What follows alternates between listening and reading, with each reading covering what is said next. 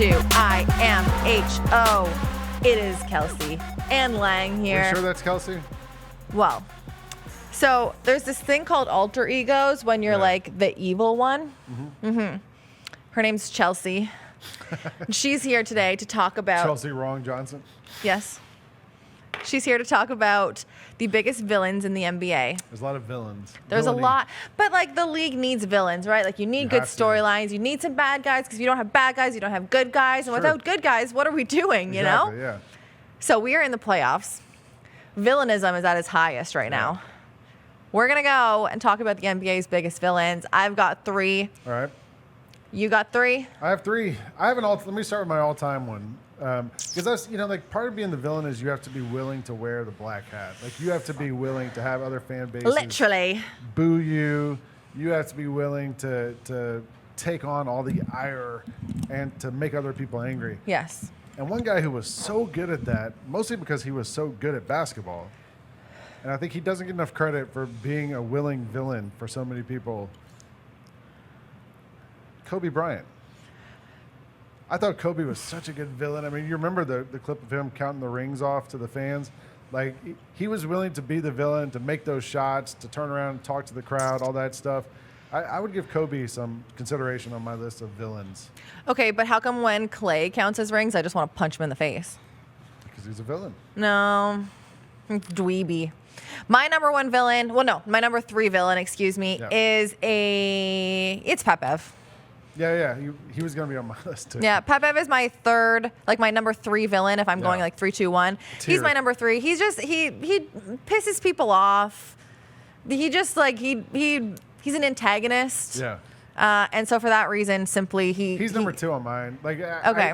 I think I agree with you. Like, part of it is like you have to also not care what people think about you and be willing to just do things like the too little and all the different things. That and just like, talk. You have to be willing to be wrong too. And Pat Bev doesn't mind being wrong sometimes. All right. So do you want to? Okay. So I'll go with my number 2. Yeah. My number 2 is Draymond Green. Ooh. He is my 2nd biggest villain in the league. Again, he antagonizes players and fans and refs sometimes, it feels like. His teammates. I'm going to go. So here, I don't know who you have number 1. Okay.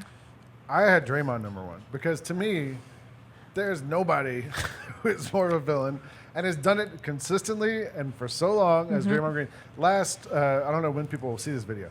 When he got thrown out of Game 2 against the Sacramento Kings and he turned to the crowd and he's gesturing and waving and all that, I had flashbacks to last year in the playoffs when he did the same thing here in Memphis against the Grizzlies. He did the double bird as he walked out to fans. He doesn't care. Like, and does he think maybe, hey, you know what? If I don't do this to the crowd, maybe if I show a little bit of remorse, maybe I won't get, further trouble. Maybe my punishment will be lessened a little bit. Doesn't care. He doesn't care. He doesn't care at all. In fact, he takes it one step further and goes on his podcast and is like, I am a villain, essentially. So let me translate it for you. I think it's hard to top Draymond. I'm excited to see who you have as number 1. Okay, so my number Chelsea. 1 villain might go underrated in some NBA circles, but man, he pisses me off. I know he pisses a lot of other people off. He is a villain to his teammates and people around him since 2020.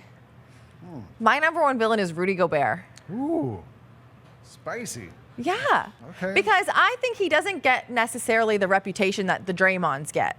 Yeah. But man, he fights with everyone. That's true. And we've heard a lot of things about like teammates not getting along with him. We've seen him get in fights on the court. We've seen him get in fights with teammates on the court. You raise a good point. It's not necessarily the reputation thing. I don't think that he necessarily embraces it the way that Draymond does, the way that Pat Bev does. Yeah. But I feel like he has the same reputation, just not the ownership of it. And because of that, I think you're an even bigger villain because own that. I thought you might come in with Trae Young. If you would have asked me, I think last year, Trae Young like shushing the Garden Knicks, and like all that stuff, but he's been. Things have calmed down a little bit this year when they're fighting for the 8th seed. Yeah, it's hard. It's hard when you're not doing well. Yeah. You know. But you got to have villains. Gotta have villains. And know. I've said this time and time again, I'm a huge lover of the villain story, Yeah. except for Rudy Gobert.